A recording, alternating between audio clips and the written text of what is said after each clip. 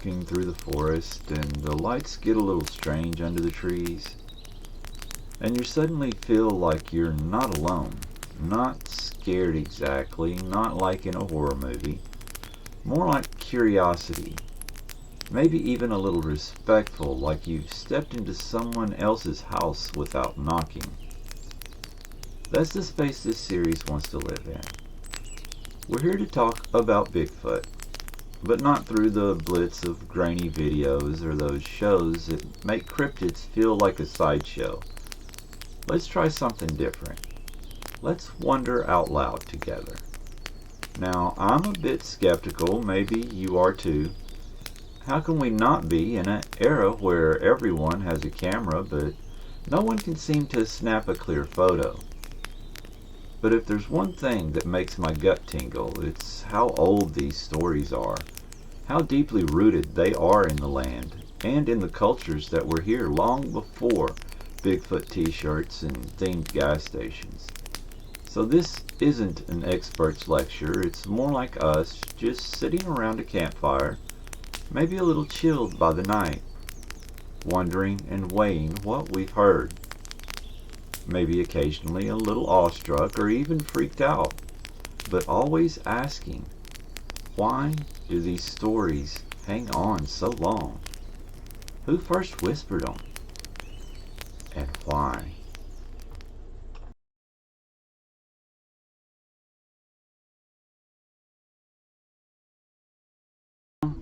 Here's a thought that kind of stares me in the face every time I start researching Bigfoot. Who gets to tell the story?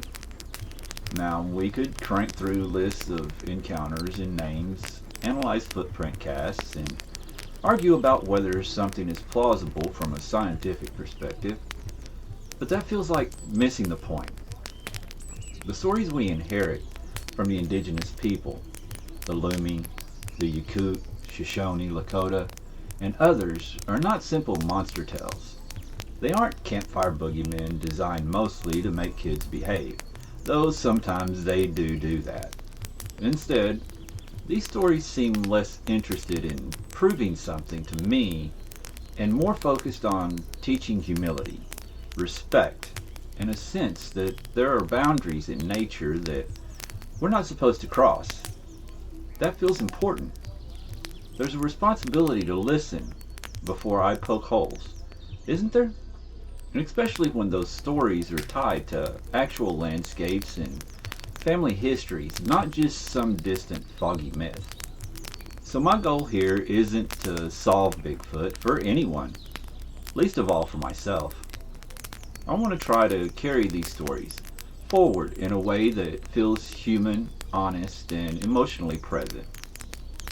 Let's let curiosity and a little doubt keep us moving, but let's not flatten out the wonder. Now, let's pause for a second and talk about how we tell stories, not just what the stories are about.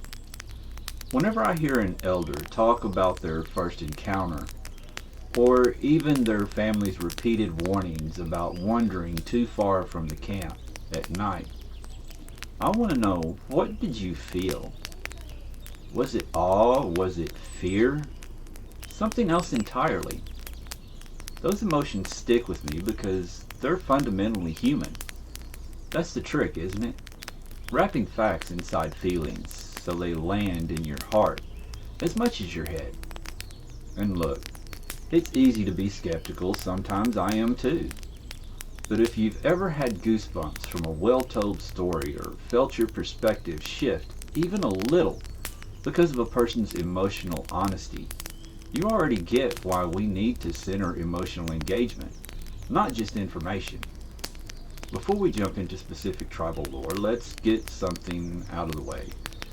Bigfoot isn't just Bigfoot. He or it or they have dozens of names across North America. It's wild when you think about it, how every language seems to have a way of describing something like this. Sometimes the name means wild man, other times hairy man, elder brother, or just boss of the mountain. Why so many names for what's supposedly one creature? Maybe it's not about classifications. Maybe it's about respecting the local shape of fear and respect. Or about how every community encounters mystery in their own way. I think that matters, and I'll try to pronounce these as best I can. Though apologies to any fluent speakers out there, these languages deserve more than my amateur efforts. Let's walk through a few of the most enduring names and the stories around them.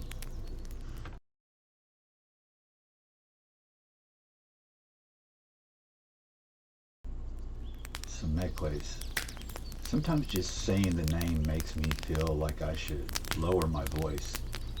The Lumi people of Washington State talk about these beings as nocturnal giants, covered in thick, dark hair, always watching, never close but never entirely gone either. If you wash up in their stories, you get the sense that these beings could be anywhere in the heavily misted forest. Sometimes, if their eyes catch the moonlight just right, they glow. Other times, they just melt away, leaving only massive footprints by the riverbanks, deep in the shadows. What strikes me most, the Ts'emekwes aren't monsters. They don't barge into town, smashing everything in a rage. Instead, the Lumi describe them as shy and secretive, and almost painfully so. They're not looking for a fight. In fact, they'll avoid you if they can.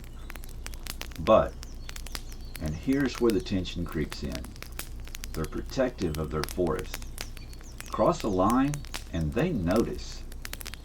That gives me the chills.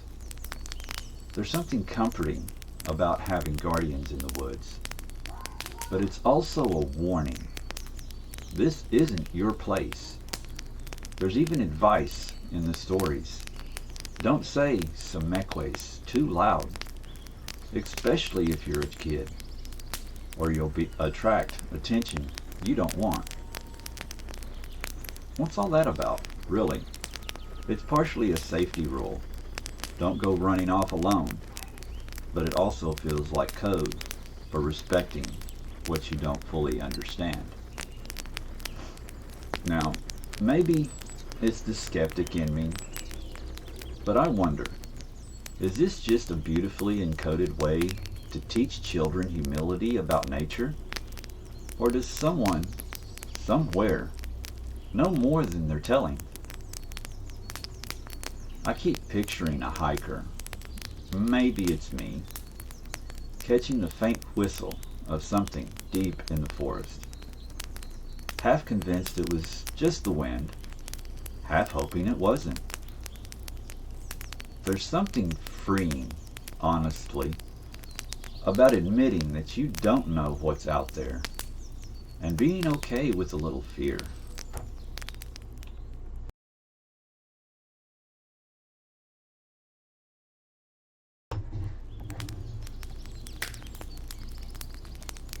Okay, now let's step over into another landscape. The high deserts and mountains of the Shoshone in the Great Basin. For them is Seeahtlk. The vibe here is totally different.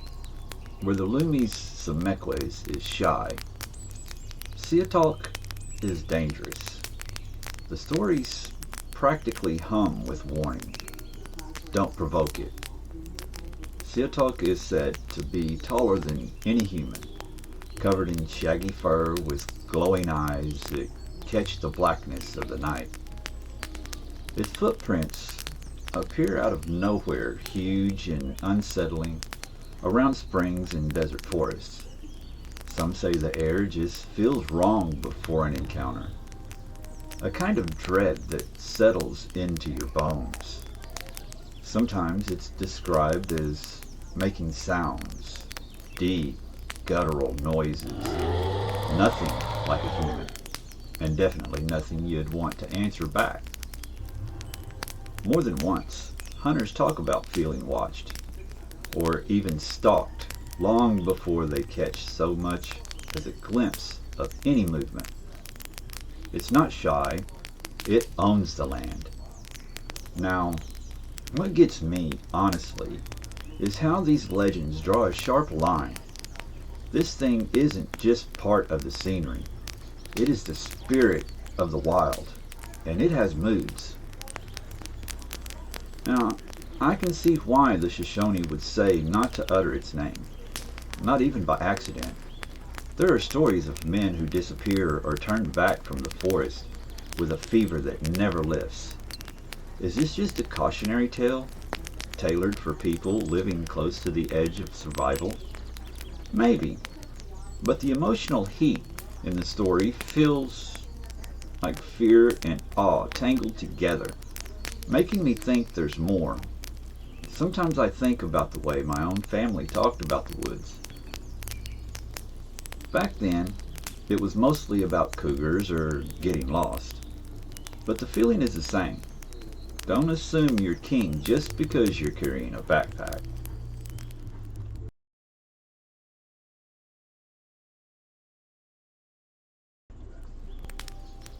Now let's move to California, to the Yakut people, more specifically the Tule River tribe.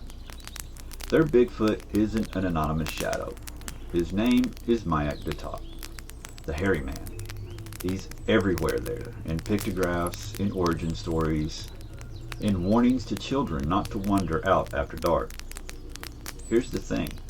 The rock art at Painted Rock called Hochiu isn't just squiggles on stone.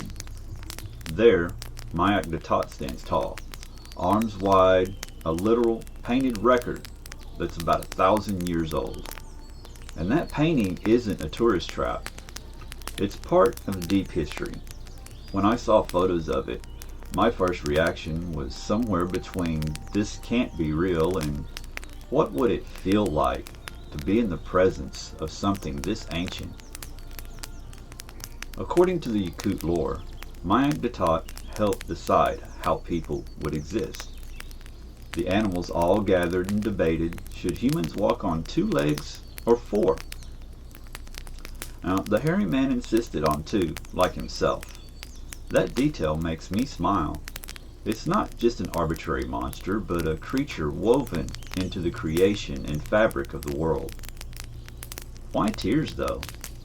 The pictograph shows Mayak Datat with lines coming down from his eyes. Yakut storytellers say he wept because humans were afraid and ran away from him. Maybe that's the real heart of it. Not just fear, but sadness at being misunderstood. Protector and trickster, Mayak Datat isn't always friendly in the stories. He steals food, he keeps kids scared to wander off at night, but he also scares off predators that would hunt people. He's unpredictable, sometimes a protector, sometimes just hungry, sometimes a being whose presence signals a blessing, or a warning that a soul is passing from this world. I find this ambiguity kind of beautiful and deeply human. Can you really call something good or bad when it's so big that it just is? I look at those pictographs and can't help but wonder, are we supposed to see ourselves in him? A walking contradiction of comfort and threat? Some members of the Tule River tribe still report seeing or dreaming of Mayak Datat. Those stories aren't used to sell tickets. They're a way of mapping the spaces between the visible and the invisible in the world.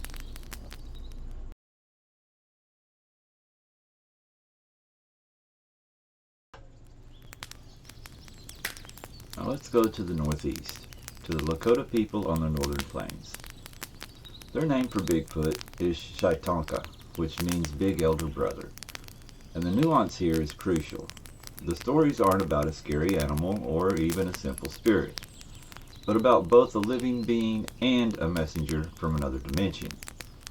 A Lakota elder, Joe Flying By, put it this way: I think the big man is a kind of a husband to Unksa, the earth, who is wise in the ways of anything with its own natural wisdom. Sometimes we say that this one is kind of a reptile from the ancient times who can take a big hairy form. I also think he can change into a coyote. Some of the people who saw him did not respect what they were seeing, and they are already gone. Now I find that last part chilling, maybe a warning in itself, more than physical. The Lakota talk explicitly about Bigfoot moving between worlds. Sometimes he's flesh and blood, a real creature tromping through the woods. Sometimes, maybe most of the time, he is between things, able to appear in our reality for a purpose.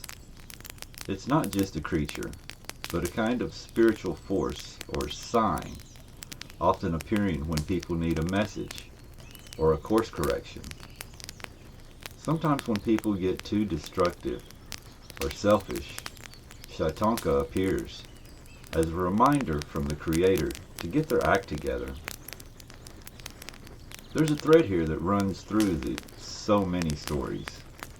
Bigfoot, whatever form, is both comfort and caution.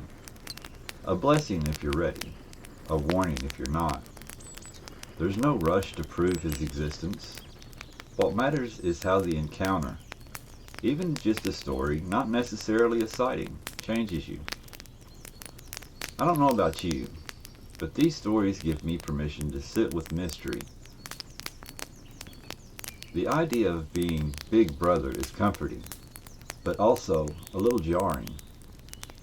Is the world whispering to us through stories like these? Maybe that's a good reason to keep listening, even if we never find a body or get DNA test results.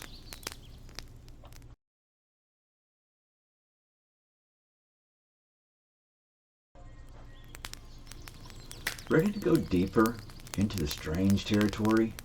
Because here's where Bigfoot steps out of pure legend and right into the midst of the history of colonization, violence, and cultural survival. In Oklahoma, among the Choctaw, there's a story locals call the Bigfoot War of 1855. On the surface, it starts like a classic frontier ordeal. Cattle and crops were vanishing, boundaries between Choctaw homelands and the settlers were tense. And the children? They started going missing. The tribes put together what was essentially a hunting party. Seasoned warriors, reportedly giants in their own right, set out to track down the culprits. What they discovered, according to the story, there were no human raiders, no rustlers, but a band of towering, hair-covered beings. Sasquatch, Bigfoot, whatever name you want to use. A confrontation unfolded, and the resulting carnage was enough to leave an entire generation of Choctaw deeply shaken. Here's what I can't get out of my head. It's not the accuracy or truth that matters so much as the emotional scar. The story is always told with a hush, a sense that this isn't just a tale. It's a communal wound. Did it really happen in a way that would satisfy a historian? Does it matter if it didn't? If the pain and warning live on in the community? Some believe it was a metaphor for the anxieties of encroaching colonization. Others insist it was a real battle with flesh and blood monsters. Maybe both are true in their own way. What does it mean if the most frightening version of a story is the one that doesn't let you forget it? Is this how a community makes sense of loss and change when nothing else fits? I keep circling back to that question. Historical records won't settle this for us. The legend's endurance speaks to something deeper. The need for communities to explain tragedy, to weave danger into the fabric of the world, so that its lessons are remembered longer than any news story. Or maybe, just maybe, it's a warning. Some lines, once crossed, cannot be uncrossed. Some doors, once opened, swing forever in the wind.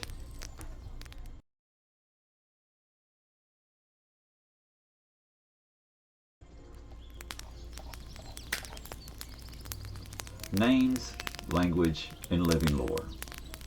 This is one of my favorite rabbit holes to fall into, how the same legend can have so many faces because of the language that holds it. Ts'emekwes, Seeahtlk, Mayak Datat, Chiye-tanka, and so many others. Each is a key unlocking not just a creature, but a worldview. I think about the Loomies with Ts'emekwes, the boss of the woods. What happens when you believe the woods have a boss? Maybe you pick berries with a little more humility. Or the Lakota, Chiye-tanka, big elder brother. How do you act differently when you think someone is watching? Not to punish, but to correct. The Yakut give us Mayak Datat and Sunsanut, both dwelling in painted rock, a literal petroglyph family on a rock face that you can visit, knees quaking if you're brave. Each word, each inflection says, be careful, be worthy, listen to what you don't yet know. Grappling with skepticism and wonder, is it possible to feel compelled by these stories while keeping your skeptical hat on? I think it is. In fact, I think skepticism done kindly is a kind of respect. Asking questions doesn't mean you're mocking the story. It means you take it seriously enough not to just swallow it whole. The best stories, I think, are comfortable with questions. They don't break when you poke them gently. In fact, they often reveal more. I try to live in a place where wonder and doubt sit side by side. Sometimes maybe wonder outpaces doubt. Maybe the other way around. But they're both necessary. And really, isn't skepticism part of the conversation in Indigenous storytelling too? Stories aren't airtight. They shift. They allow for multiple endings. They invite the listener to draw their own conclusion. The value is in the telling, not necessarily the proving. Sometimes I wonder about retelling or adapting stories that are not mine.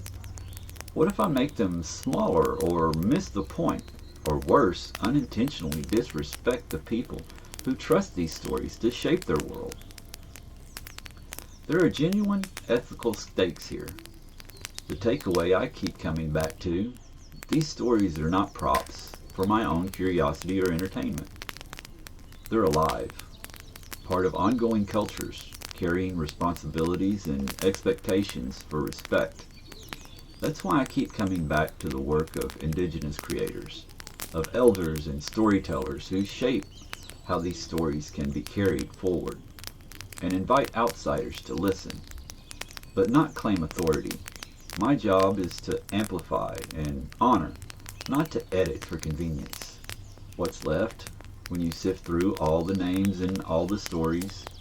For me, it's a sense of humility and the feeling that the world is still packed with mystery, that maybe is the whole point of carrying these stories forward. To keep alive the part of us that can still be surprised, still be awed, still feel a shiver of respect for the forest at dusk. In writing this, I keep feeling the urge to tie things up with a neat answer. Here's what Bigfoot is, and here's what you should believe. But the stories don't allow for that, and I don't want them to. The richness is right there in the unsolved space between doubt and awe. It's what makes these tales stick in my mind, and maybe yours too. So next time you're deep in the woods, or even just pausing to notice the silence in a nearby park, imagine for a moment that you're not the only one with a claim to that space, and listen. Maybe, just maybe, there's a story rustling in the branches, waiting to meet you halfway. And here we are, beyond the trees and a little further than where we started. If I've learned anything from Indigenous Bigfoot legends, from the Lumi to the Lakota, to the Yakut and beyond, it's that these aren't just stories. They're invitations to be more thoughtful, more humble, and just maybe more fully human. Bigfoot might be hairier than your average philosophy professor, but the real power of these stories is not in the answer. It's in the asking. Are you listening?